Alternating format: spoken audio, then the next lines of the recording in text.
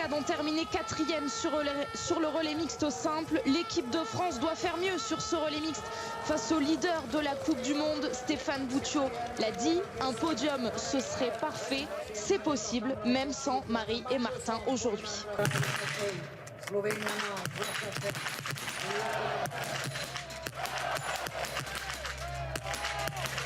On disait qu'elle avait changé de dimension, Lisa Vitozzi le prouve ici. Elle va s'échapper en tête de ce relais mixte après un tir tout simplement parfait. C'est parfait aussi pour la France, pour Anaïs Chevalier qui va la rejoindre tout de suite. Oui, voilà, ça y est pour Anaïs Bescon.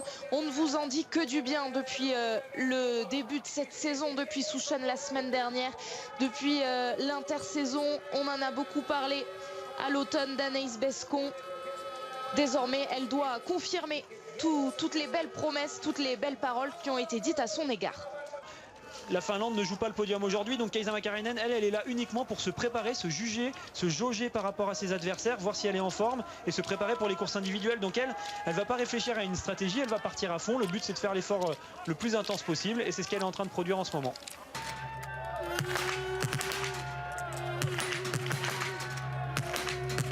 Oh, Kuzmina, 5 sur 5, quelle rapidité! Et c'est parfait au tir, ça pioche en revanche pour l'Italie, pour la Norvège, pour la Finlande. Attention, Anaïs Bescon est en train de réaliser son tir debout. C'est parfait pour l'instant, il suffit que je le dise évidemment.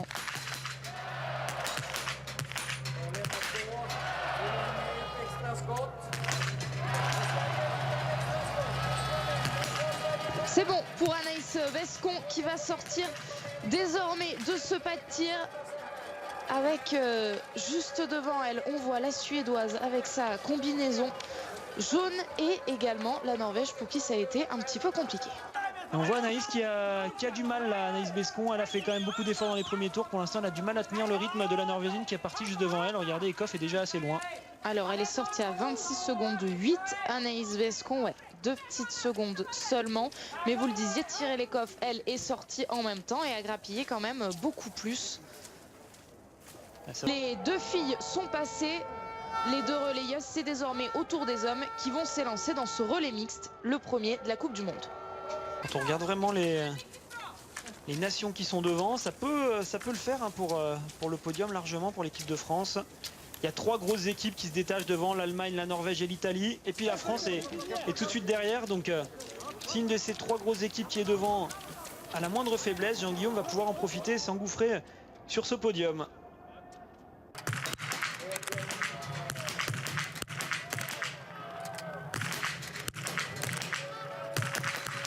Et c'est le Finlandais qui va ressortir en tête. Et c'est une pioche pour Johannes Bö, le Finlandais que personne n'attendait. Le Finlandais qui s'en tire bien sur ce tir. Et Johannes qui a presque fait les choses trop bien. C'était un tir justement pas engagé. Il a tout à fait maîtrisé et ça l'a surpris que le Finlandais ressorte devant lui. Du coup, ça l'a déstabilisé. Et il voit s'échapper l'Italien, le Norvégien, alors que Jean-Guillaume Béatrix doit lâcher sa dernière balle. C'est fait, Jean-Guillaume Béatrix aussi, le 5 sur 5, tout comme le Suédois sous les acclamations de son public à domicile. Et ça y est, Johannes, il est en train de bien doubler le Slovaque. L'Italien, comme on pouvait le prévoir, est en train de rattraper le Finlandais. C'est bien que l'Italie et la Norvège risquent d'arriver ensemble sur le prochain tir si Johannes s'arrache vraiment pour rattraper l'Italien.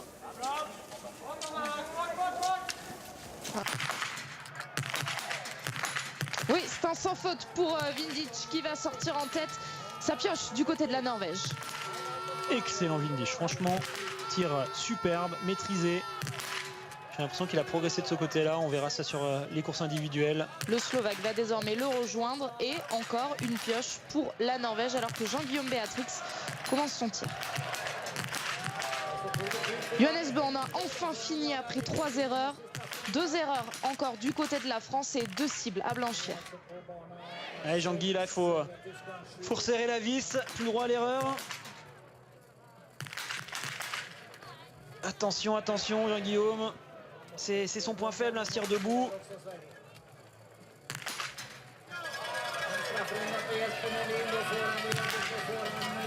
Oh, encore une erreur pour non, c'est terminé, Jean-Guillaume Béatrix. Il voulait reprendre une balle de pioche, mais non, il n'y en a plus des balles de pioche. Il faut aller sur la zone de pénalité. Alors que pour l'Italie, c'est désormais au 4e relayeur de s'élancer. Lucas Hofer a une belle avance. Il va désormais devoir résister au retour des Norvégiens. Et celui qui va prendre le relais de Johannes Bö maintenant, c'est Emil Wensen. S'il n'y a pas un de ces athlètes qui craque, même si Simon Destieux fait la course parfaite, il ne pourra pas revenir, tout simplement. Donc il faut attendre de voir ce qui se passe devant. Est-ce que l'Italien va en mettre trop à côté? Est-ce que l'un de ces athlètes va aller sur la note pénalité? C'est en gros la seule possibilité pour les Français de revenir normalement sur ce podium.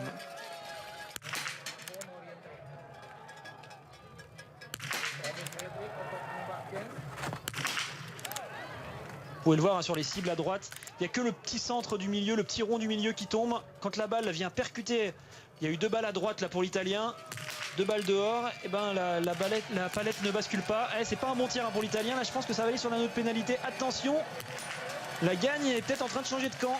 Et Emil Wensen pourrait en profiter. C'est en tout cas lui qui va sortir en tête de ce premier tir couché. Emil Wensen part en tête alors qu'il manque encore une cible à blanchir pour l'Italien. Ouais, finalement pour l'Italie, bon, c'est une petite punition, on va dire. Ils peuvent encore jouer le podium. Je pense que si l'Italie repart avec le podium aujourd'hui, ce tour de pénalité de l'Italie sera bien oublié.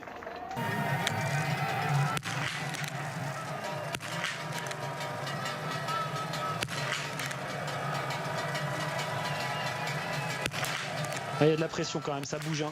On voit qu'il est pas bien derrière la carabine. Là, tout de suite, ça s'est senti sur cette deuxième balle. Il a mis un gros à-coup. Là, il s'affole. Regardez, il est en train de s'affoler pour mettre sa balle de pioche. Il est pas super à l'aise, là, Emil Wensen. C'est un petit peu surprenant. Il avait quand même de la marge. Et regardez Kazar. Le Slovaque qui n'a pas dit son dernier mot. En effet, on pensait qu'il serait rapidement distancé par ses 3 meilleurs au classement la saison dernière. Eh bien non, il résiste, il est encore là. Alors attention, cette boucle, elle est encore longue, elle n'est pas finie. Est-ce qu'il va résister jusqu'au bout? En tout cas, c'est bien parti. Victoire pour la Norvège. Et derrière, il n'en aura pas fallu beaucoup pour l'Allemagne, mais ça devrait passer par rapport aux Slovaques. Et nous avons le même trio que l'année dernière, Norvège, Italie et Allemagne, mais dans le désordre. L'année dernière, la Norvège s'était bien imposée, mais c'est l'Allemagne qui avait fini 2e, l'Italie 3e. Et bien cette fois, les Italiens prennent la 2e place de ce relais mixte, alors que les Allemands sont 3e. Les Slovaques, qui ont bien résisté jusqu'au bout, qu'on attendait moins, sont 4e.